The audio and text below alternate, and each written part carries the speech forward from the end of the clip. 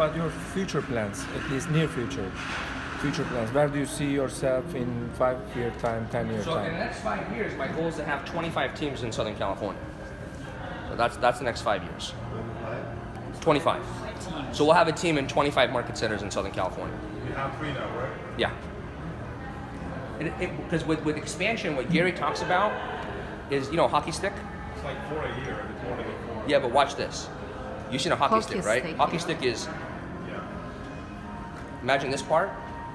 In expansion, the first 2 to 5 years is having your hub, your home office, maybe 1, maybe 2 teams. Because what you're doing is you're setting the whole infrastructure to your company. All the way you do everything. So once you get that infrastructure solid, 1, 2 teams, key leaders, the next 3 years after that is just boom. And the cool thing about Southern California, we're blessed. It's such a massive population in such a dense market that I don't have to go to all these states like some of these agents do. Like my entire my lifetime, honest to God, I don't have no plans to go out of California. 0. Other than I'm joking, but I might have something in Dubai, stuff like that, because I have family there. But that's not really on my vision. That's a dream that I have, right?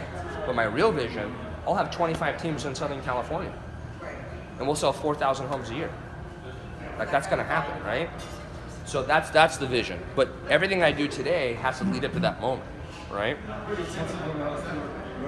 Work-life balance.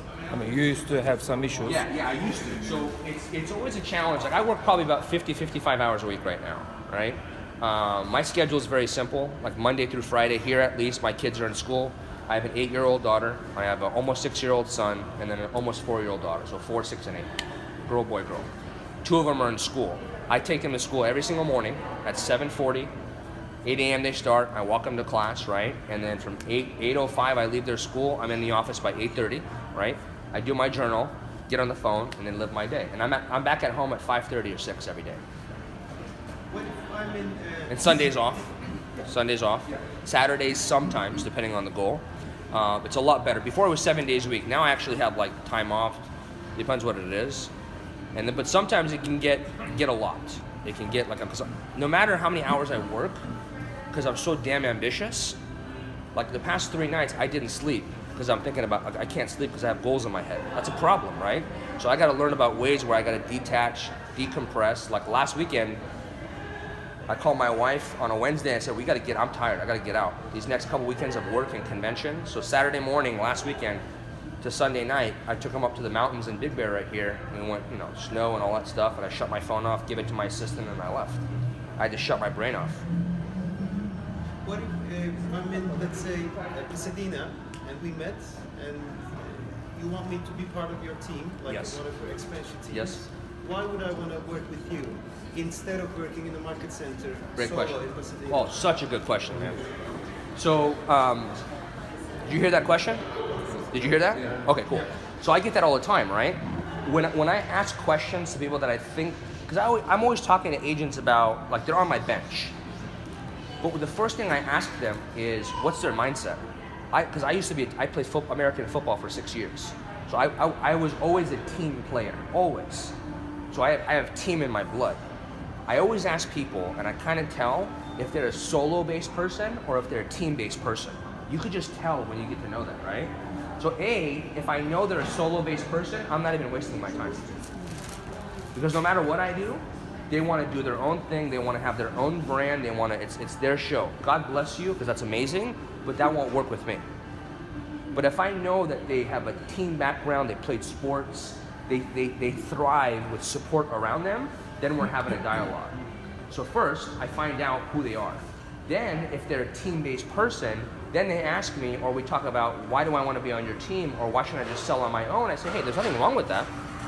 But what you have to realize as a real estate agent, 5 or 6 things they should only be doing throughout the day. Calling leads, following up on leads, showing property, listing property, negotiating contracts, problem-solving deals. The other 90% of all the junk you can do, but it'll take you away from selling more real estate, making more money. That 90% I already have in place and I pay for it. And then I start the process. So if they're open to an opportunity, which if they are, we sit down and we take them through the career visioning process. What's my days gonna look like? Let's say I'm part of your team in Pasadena. Yep. I'm solo. Yep. We do like accountability sessions with you probably every day. So depending on where you're at, you're going to have a leader that reports to you or vice versa, that leads you and holds you accountable. It wouldn't be How is me. the conversation between you and that leader in the other market center? So my leader, oh, thank you so much. My leader, Robert, so he's also an agent in LA, same commission split, but he runs the teams and he gets a percentage of the P&L of each team. I run a separate P&L for each team. He's a business owner with me. He gets a percentage of how much we profit. Or you can do it the other way, which some teams do as well, is they get an override, like a 5% override over everybody's gross commission. But you generate the leads to Yes. him or Yes, they all my agents everywhere self-generate leads from their database calling, and then we hand them appointments as well with their ISA, both, everywhere. How am I kept accountable daily? Number one, every week we meet with one-on-one with your leader. Let's say it's me. We meet what's your goals, where you at, what are you struggling with, and then daily you have to fill out a tracker. So we have a tracker that sends out every night at 8 p.m. where you got to fill in how many calls, how many appointments, how many contacts every day. You got to fill out. It's got to be completed every 24 hours. You can't go late. So I do my own lead generation. I go to my own listing appointments. So like do both buyer and seller side by side, and I share it with you 50-50. Right, but we also provide the systems, the presentation, the training, half the leads you might get as well, and the accountability. And everything we pay for, all your signs, all your lockboxes, all your business cards, all your everything, my agents, all they pay for in any market in California that we're in, they pay for their MLS dues every year, which is $1,000 a year. Everybody pays that. They pay for their own gas of their cars. They pay for their own cell phone, and that's it. Their market center